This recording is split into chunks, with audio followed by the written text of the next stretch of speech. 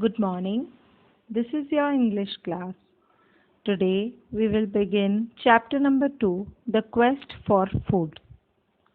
Food. It is the basic need of all living things, dear children.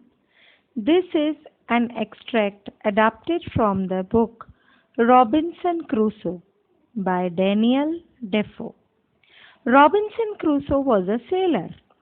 He was on a voyage, means he was on a journey on his ship, and he was caught in a storm. And in the storm, his ship broke down. The waves of the sea carried him to a deserted island, means a lonely island. Now, this story is in his own words that how he survived on the island and about all his efforts to gather food. Robinson Crusoe wanted some goats for milk as well as to get meat. He tamed a dog to help him catch the goats, but the dog was afraid of the goats. Anyways, he caught a little goat, and then he had many of them in 2 to 3 years. Now, Robinson wanted cereal to keep himself alive. He made a cave his home, and to light up that dark cave, he used to soak a piece of cloth in goat's fat and put it on fire to serve as candle. He found an empty bag of grains while searching for cloth to make his candle.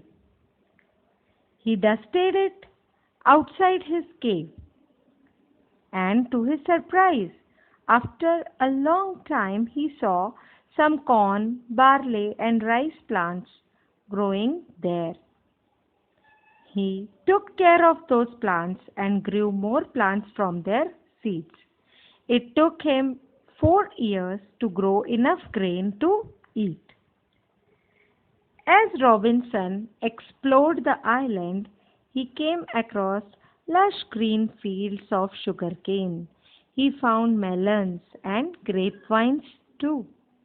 He collected biggest bunches of grapes and dried them in sun to preserve as raisins.